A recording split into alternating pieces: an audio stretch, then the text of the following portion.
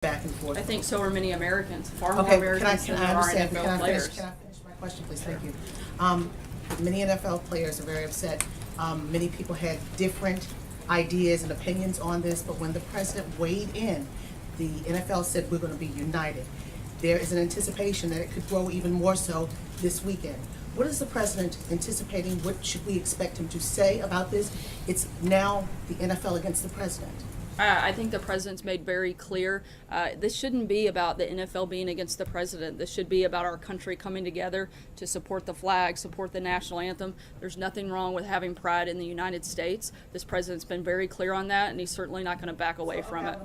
Okay, so the NFL players, what we're hearing, it's not about not having pride. They're saying they're patriots. They love this country, but they're challenging the system, and they're looking at history like the challenge of the system when it came to women's rights issues as well as civil rights. What does the president say when you look at history and see how people love this country but wanted to challenge the system to make it better? I think if we're going to look at history, we should look at the thousands of Americans who have given their life to protect that flag, to protect that anthem. We should be celebrating those people. I gave you a chance to answer. I'm going to finish your statement. We should be looking at every way we can to celebrate our country, bring it together, not looking at ways to divide it. The president is simply talking about what we're for, not about what we're against. And certainly this administration will always be for protection and celebration of the flag and the national anthem, and that's not going to change. Sarah, wait a minute, to clarify. Sarah, have, 1 second, just to clarify on that. I don't think there's much to clarify. Yes, I think it is. was Yes, pretty, this is a big pretty issue. black and white there. People are very divided on this issue. It is a racial issue for some people, and the question is, when the military issue is brought in, the military goes and fights for the freedoms of this nation, and the players are saying they are thankful for the military service to allow them to have the freedoms to do this. I mean, is there some kind of confusion here, or is it us versus them kind of scenario? It certainly shouldn't be. As I've said several times before, this isn't an us versus them. This should be something that brings our country together. These are symbols of what our country stands for, and this should be the opposite of what that is. This should be a very unifying moment when the national anthem plays. All Americans should be proud to stand up, salute that flag, salute that anthem, and be part of that process. Go ahead. That he believes NFL team owners are afraid of their players. What do you mean by that? Probably the backlash of the players and the stance that they're making, and not wanting to create that conflict within their team. President is here to lead the country. He feels very strongly about this, as do most Americans, because they certainly agree with him, as we've seen not just in the public support, but also in public polling on that very, very specific issue. Sure. Does Secretary Price expect to keep his job in this administration? I think the president's addressed this yesterday. We're going through this process. We're going to conduct a full review, and we'll see what happens. Sarah, two questions. One, I know you said the White House doesn't approve charter flights ahead of time, but generally speaking, given the focus of the president on cost saving, like you said, he wanted not just drain the swamp, but he wanted people to spend money in more responsible ways. Is there a policy of the administration for government employees and cabinet members to try to fly commercial? Do they have any guidance? Were they given any guidance as to how they should be traveling? Yeah, we're looking into that. When it comes to military aircraft, that's a part where the White House does actually play a role. And on that front, the Trump administration has actually authorized far fewer flights for senior government officials than the Obama administration did during the same time period.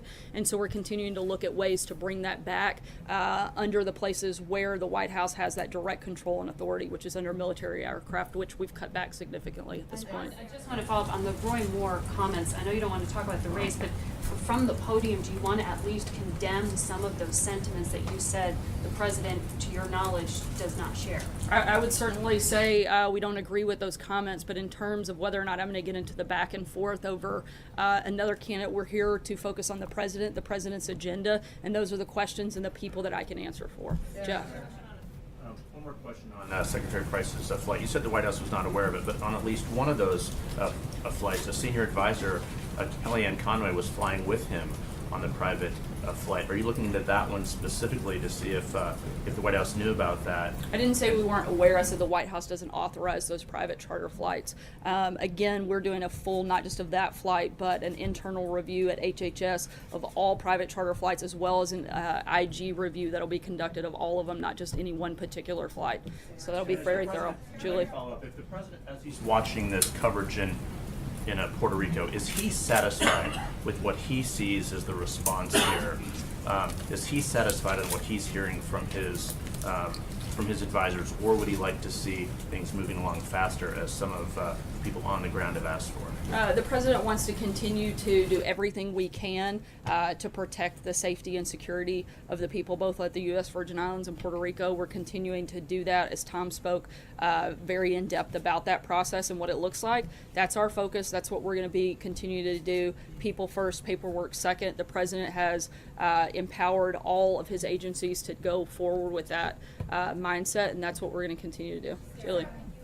I saw that Secretary Price was here today for an event with the First Lady. Did the President have the chance to sit down and talk with him about this issue of his private jet use, or has he had a one-on-one conversation with the Secretary about that? And when you said that the White House has ordered a halt on all of these flights, is that administration-wide, White House people, every agency? You said particularly with regard to HHS? That's specific to HHS. I don't know that they spoke today, but I know they have spoken about this issue previously. I don't believe the president saw the secretary at any point today, though. So then following up on that, does the president believe, or does anyone at the White House think that there has been a tone set at the top here that has allowed cabinet members to feel empowered to be able to take private jet flights when they're going on official travel? I mean, we now have the HHS secretary, the EPA administrator, the Treasury secretary took a flight on a private jet and an itinerary that's widely available commercially. Is there something that the president has said or done to set this tone that this is okay? And what is Not at all, and I think the president's been clear about what his position is by stating very clearly that he is not thrilled with the airplane use at this point. Catherine? Two things. One, I just want to make sure I understand the extent of the review process here into Price and others. You said there's an IG review, there's an HHS review. Is there a White House component? And is Price being looked at, or is anyone who's been accused of? And for HHS specifically, they're conducting an internal review as well as an IG review. The White House is looking at more of an overall, not specific to that department, because there's already 2 reviews taking place there. Okay, also, Sarah, the president said that he would donate personal funds, I think $1 million to Harvey relief. Is he making any kind of personal donation to Puerto Rico? I haven't talked to him specifically about that, but he didn't make a donation to Harvey Relief. He made a donation to relief organizations, the Red Cross and many others that are part of all of the hurricanes that we've experienced over the last several weeks. And so those organizations aren't limited to a specific, nor those donations, a specific storm, but they go to those organizations that are helping aggressively and intensely in the recovery efforts in the U.S. Virgin Islands and Puerto Rico as well. Obviously, the president didn't support Roy Moore in the primary, but he's moved to kind of warmly embrace him since then. But I guess what I'm wondering is, Judge Moore has made a series of controversial comments saying homosexual conduct should be illegal, equating being gay to bestiality, saying that a lawmaker who's Muslim shouldn't be allowed to serve. I'm wondering why those comments shouldn't disqualify him from a presidential endorsement, particularly considering that in the campaign trail, the president promised to be advocates for those groups. As we've said many times before, I'm not going to get into back and forth on political endorsements from the podium, so I'm not going to weigh in on a specific race ahead of time at this point. Matthew. Thanks, Sarah. I want to follow up on that because, as you mentioned, Judge Moore has homosexuality should be illegal. He said that Sandy Hook was some sort of divine retribution. He said Keith Ellison should not be permitted to serve in Congress because he's a Muslim. So without asking about the specifics of the race, does President Trump share any of those views that I just mentioned? And if not, why does he think this person is fit to be a U.S. Senator? Not that I'm aware of. I have not taken a deep dive on every comment that the senator or the Senate nominee has made, but I certainly know where the president stands on those issues and wouldn't see any parallel between the two of them on that front. Are there any beliefs a candidate could hold or actions a candidate could take that if he were still a Republican, the president would not endorse him? I'm not going to get into every potential hypothetical that any potential candidate may or may not have over the course of the time that the president is the president. I know where the president stands on specific issues. That's what I can speak about, not somebody else that's a candidate for another office that's not here. Brian?